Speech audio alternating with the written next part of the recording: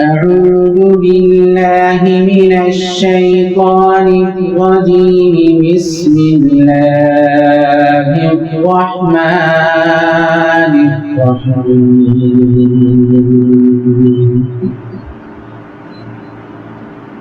والنجم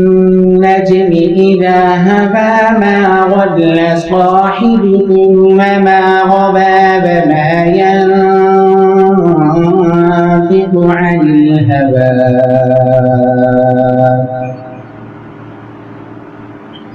إن هو إلا وحي يوحى. علمه شديد القوى ذو مرة فاستوى وهو بالأفق الأعلى ثم دنا فتدلى فكان قاب قوسين أو أدنى فأوحى إلى عبده ما أوحى. ما كذب الفؤاد ما رأى أفتمارونه على ما يرى ولقد رآه نزلة أخرى عند سدرة المنتهى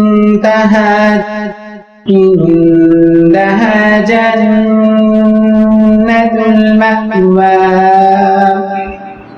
إذ يغشى السدرة ما يغشى ما زاغ البصر وما طغى. لقد رأى من آيات ربه الكبرى أفرأيتم اللات والعزى ومناة الثالثة الأخرى ألكم الذكر وله الأنثى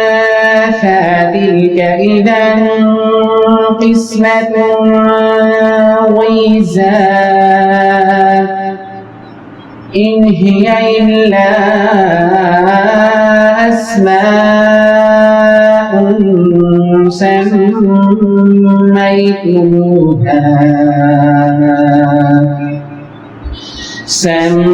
سميتموها أنتم وآباؤكم ما أنزل الله بها من سلطان إن يتبعون إلا الظن وما تهوى الأنفس ولقد جاءهم من ربهم الهدى. أم للإنسان ما تمنى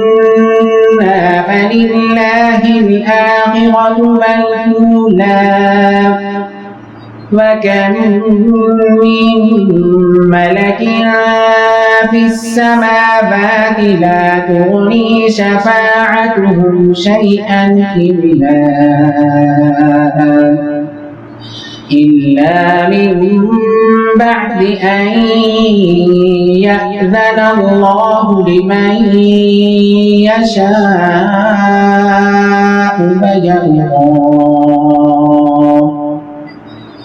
إن الذين لا يؤمنون بالآخرة ليسمون الملائكة تسمية الأنثى وما لهم به من علم إن يتبعون إلا الظن وإن الظن لا يغني من الحق شيئا فأعرض عمن تولى عن ذكرنا ولم يرد إلا الحياة الدنيا ذلك مبلغهم من العلم إن ربك هو أعلم بمن ضل عن سبيله وهو أعلم بمن اهتدى ولله ما في السماوات وما في الأرض ليجزي الذين أساءوا بما عملوا ويجزي الذين أحسنوا بالحسنى الذين يجتنبون كبائر الإثم والفواحش إلا اللمم إن ربك واسع المغفرة هو أعلم بكم إذ أنشأكم من الأرض وإذ أنتم أجنة في بطون أمهاتكم فلا تزكوا أنفسكم هو أعلم بمن اتقى أفرأيت الذي تولى وأعطى قليلا وأكدى أعنده علم الغيب فهو يرى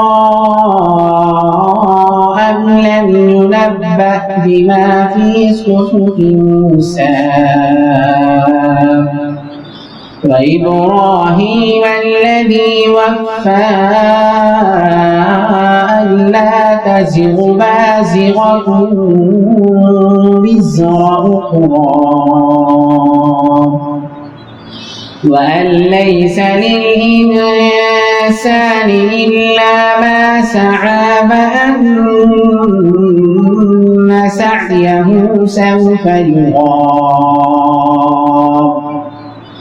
ثم يجزاه الجزاء الأوفى وأن إلى ربك المنتهى وأنه هو أضحك وأبكى وأنه هو أمات وأحيا وأنه خلق الزوجين الذكر والأنثى من نطفة إذا تمنى وأن عليه النشأة الأخرى وأنه هو أغنى وأقنى وأنه هو رب الشعرى وأنه أهلك عادا الأولى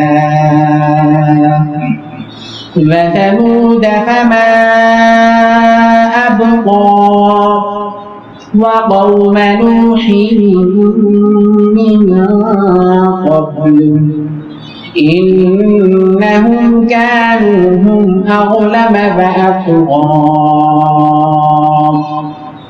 والمؤتفكة أهوى فغشاها ما غشا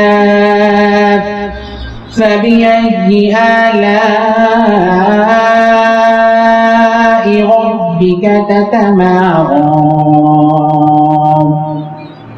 هذا نذير من النذر الأولى